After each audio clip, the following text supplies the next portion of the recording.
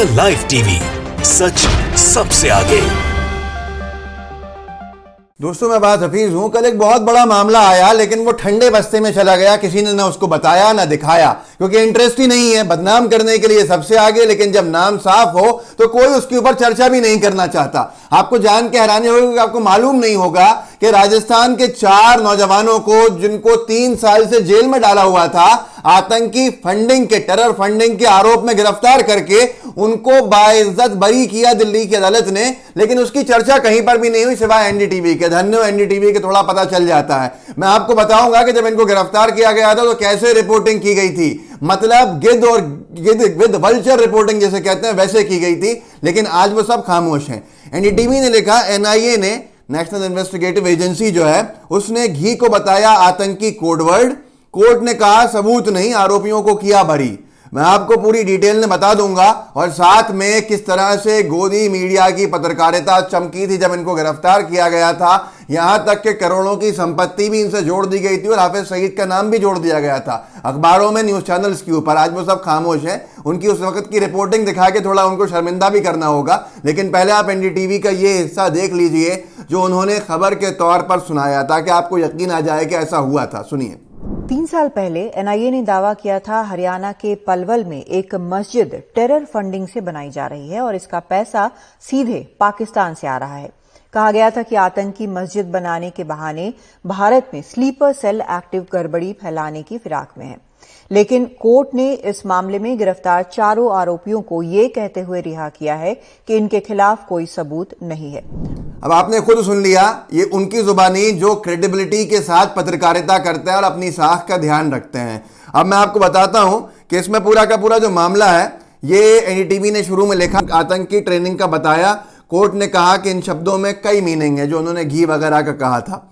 तो ये आतंकी फंडिंग से पलवल में मस्जिद का निर्माण कर रहे थे। इनका ऐसा आरोप एनआईए ने इन पे लगाया, क्योंकि ये एक मस्जिद बना रहे थे वहां पर। मतलब ये समझ लीजिए भाई, आपके मस्जिद बनाना भी पाप हो गया है। अगर बनाएंगे तो भाजपा सरकार में उसको आतंकी फंडिंग और टेरर फंडिंग के रूप में लेकर और गिरफ्तार कर लिया जाएगा। ये इस तरह के हालात बनाए हैं भाजपा की सरकार ने आके, और कोई इन सवाल पूछने को तैयार नहीं है। तो इन्होंने ये कहा था कि साहब, पलवल में जो मस्जिद बन रही है उसका निर्माण आतंकी फंडिंग से हो रहा है। इस मामले में दिल्ली के पटियाला हाउस कोर्ट ने 4 लोगों को आरोप मुक्त कर दिया, बाइज्जत बरी किया और कहा कि कोई गुनाह साबित नहीं होते हैं। एनआईए कोई भी सबूत देने में नाकाम हो गई है। इन्होंने साफ साफ, उम्र थी, जो लोग थे उनके नाम बताना चाहता हूं, क्योंकि बताएगा नहीं। जब गिरफ्तार किया तो खूब नाम बताए गए। इनके नाम है मोहम्मद हुसैन मौलानी, जो रोहिणी जेल से जब बाहर आए 42 साल के, तो इनके भाई इनको गले लगा के रोने लगे। इनकी मां नाचने लगी, खुशी से झूम उठी। कम से कम 3 साल में बेटा छूट गया, नहीं तो कितने लोग तो 30-30 साल के बाद मुस्लिम युवाओं को छोड़ा है। उनकी जवानी से बुढ़ापे में लाके ये कह के बाइज्जत बरी किया जाता है, आपने कोई गलती नहीं की थी, वो तो हमारी जांच एजेंसीज ने गलती से आपको पकड़ लिया। उसमें आपकी जवानी के 20 साल, 25 साल, 30 साल बर्बाद कर दिए, आपका घर तबाह कर दिया, आपको देशद्रोही घोषित कर दिया, न जाने कितनों की जान चले गई। लेकिन अब आप चुपचाप घर चले जाइए, कोई बात नहीं। होता रहता है बड़े बड़े देशों में छोटी छोटी बातें। इस तरह की, हम इस तरह की किसी उस पर चल रहे हैं क्या? ये आपके सामने है। अब दूसरे जो हैं, इनके साथ साथ लोग और भी मौलानी के साथ लोग गिरफ्तार किए गए थे। 3 लोगों को गिरफ्तार साथ में इनके किया था, और ये जयपुर में उतरे थे। वहाँ के एयरपोर्ट से इनको गिरफ्तार कर लिया था। दुबई से आ रहे थे और न जाने कैसे कैसे आरोप लगाए थे। इनकी गलती इतनी थी कि इन लोगों ने 1 करोड़ 20 लाख रुपया जमा किया था मस्जिद को देने के लिए, और मस्जिद के लिए दिया था। बस इससे ही तकलीफ हो गई और कहाँ कहाँ जोड़ दिया।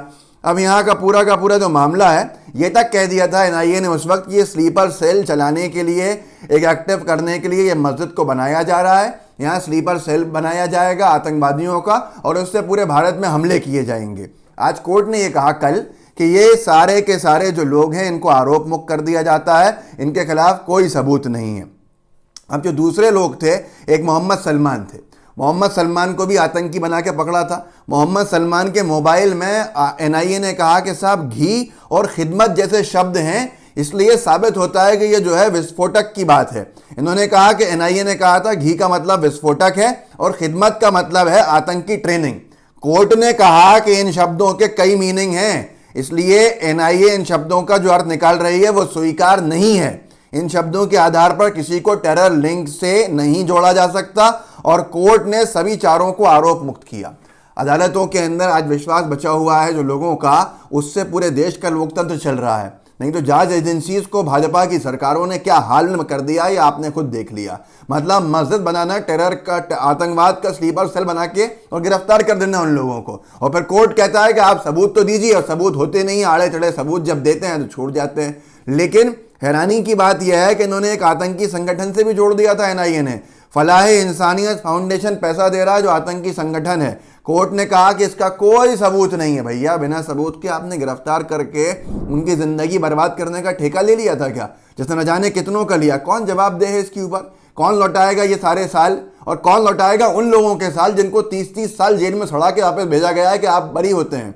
यहाँ तक कि इसके परिवार जो मोहम्मद हुसैन है, उनके एक और तीसरे, मैंने आपको 3 नाम बताए हैं अभी तक, तो उसमें एक नाम तो मैंने आपको बताया मोहम्मद हुसैन मौलानी, एक नाम बताया आरिफ गुलाम बशीर, एक नाम बताया मोहम्मद सलमान, एक नाम बताया मोहम्मद सलीम। रिवाइंड कीजिएगा, बार बार सुन लीजिएगा। इनके ऊपर बहुत सारे आरोप लगाए थे और इनको कोई अब नाम लेके नहीं बता रहा कि इनको मुक्त कर दिया आरोपों से। कपड़े का काम था, कपड़े और ट्रेवल एजेंसी का काम करते हैं इनमें से कुछ लोग। उन्होंने पैसे जमा किए थे। 2 छोटे बच्चे हैं, बीते साल में उनका कारोबार भी चौपट हो गया और उनका परिवार भी मुश्किल हालात से गुजर रहा है।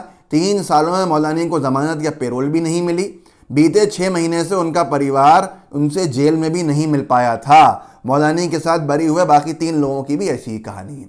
अब मैं आपको दिखाता हूं कि गोदी मीडिया की रिपोर्टिंग कितनी शानदार थी।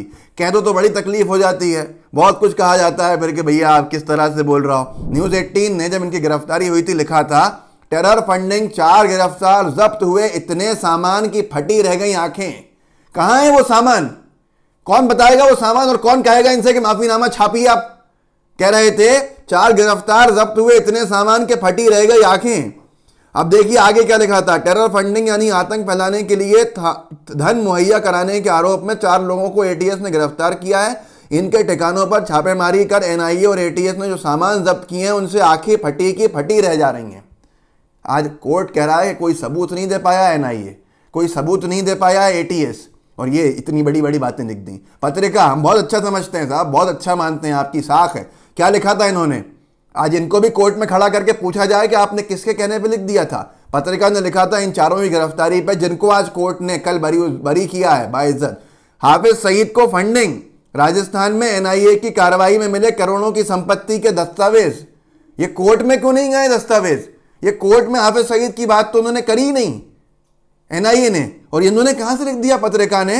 हाफिज सईद को फंडिंग कर रहे थे, राजस्थान में एनआईए की कार्रवाई में मिले करोड़ों की संपत्ति के दस्तावेज। क्या बोलूं, क्या कहूं? मतलब ये अपना सर दीवार पर मार दे इंसान, ऐसी बातें हैं। अभी भी आपको लगता है कोई रणनीति नहीं चल रही है? योजनाबद्ध तरीके से मुस्लिम युवाओं को आतंकवाद के नाम पर अंदर किया जाता है, फिर हमारे हिंदू भाई बहनों को दिखा के नफरतें फैलाई जाती हैं, आपस में लड़ाया जाता है, जवानी बर्बाद की जाती है। अगर आप मस्जिद बनाने जा रहे हैं या आप किसी के लिए खड़े हो रहे हैं, आप खड़े हो जाइए। हमारे इंदौर के साथी डॉक्टर अमीनुल खान सूरी, ये लोग खड़े हो गए चूड़ी वाले के लिए वहां पर, तो उन पर जिला बदर की कार्रवाई कर दी, जिला बदर के नोटिस भेज दिए। एक माँ इरफान शेख, एक माँ शाहनवाज, एक मुबारक मंसूरी, इन लोगों के ऊपर अमजद मंसूरी मुबारक भाई के भाई, इन लोगों पे जिला बदर की कार्रवाई कर रहे हैं कलेक्टर साहब, इसलिए ताकि आगे कोई खड़ा नहीं हो। ऐसे ही इन लोगों को मस्जिद बनाने के आरोप में गिरफ्तार कर लिया कि आप आतंकवादी हो, राजस्थान के लोगों को। अब मतलब देश का मुस्लिम युवा जो है वो मुख्य धारा से अगर जुड़ेगा तो उसको भगा दिया जाएगा, उसको जेल में डाल दिया जाएगा। ये हालात हैं। वायर ने लिखा अभी कुछ दिन पहले, 25 साल बाद आतंकी होने के आरोप से मुस्लिम समुदाय के 11 लोग बरी। 25 साल कौन लौटाएगा उनके? अगर आपने 11 लोगों को बरी कर दिया 25 साल जेल में कटवाने के बाद, तो क्या ये न्याय है? या न्याय ये होता कि 25-25 करोड़ रुपए उनके खातों में डालते? तब भी न्याय नहीं हो पाता, लेकिन कम से कम इतना तो करते। कौन आवाज उठाएगा? मोदी सरकार का यही सबका साथ सबका विकास है या सबका साथ सबका विनाश है? सवाल पूछने के ऊपर आपको खामोश कर दिया गया है। विपक्ष को बोलने नहीं दिया जा रहा है, मीडिया को नहीं बोलने दिया जा रहा है, ताकि जो चाहें तानाशाहों की तरह करते रहें। एक सियासत ने, डेली हंट ने, दोनों ने छापा था, आतंकवाद के आरोप में उम्र कैद की सजा पा चुके 2 मुस्लिम युवक को हाईकोर्ट ने किया बरी। भाई साहब, अदालतों ने, निचली अदालतों ने उनको सीधे सीधे उम्र कैद दे दी थी। हाईकोर्ट को शुक्रिया अदा करें कि उन्होंने तथ्य देखे तो कोई मिले नहीं, तो उन्होंने उनकी पूरी की पूरी सज़ा ख़त्म करके और उनको बाज़त बरी किया। तो ऐसे लोगों को जो काम किए जा रहे हैं, इनका क्या इलाज है? सवाल पूछना, आवाज़ उठाना, उठाइए। भाई पूरे देश को तो आतंकवादी घोषित नहीं कर सकती बीजेपी सरकार, मोदी सरकार। ये सब आपके सामने है। इतना अन्याय अगर आपको अब भी लगता है कि मुस्लिम युवा आतंकवाद की तरफ जा रहे हैं भारत के, तो फिर आप अपनी आंखों पे से पट्टी खोलिए और ऐसी खबरें आपको दिखाई नहीं जाती हैं, इनको आगे बढ़ाइए ताकि लोगों को जागरूकता मिले, थोड़ा लोग ज्ञान पाएं और गोदी मीडिया के और भाजपा के चंगुल से बाहर आएं। इस वीडियो को आगे बढ़ाइएगा, व्हाट्सएप ग्रुप्स होंगे उनमें शेयर कीजिएगा, लाइव टीवी को सब्सक्राइब कीजिए, बेल आइकन भी दबाइए। जय हिंद, जय भारत। द लाइव टीवी, सच सबसे आगे।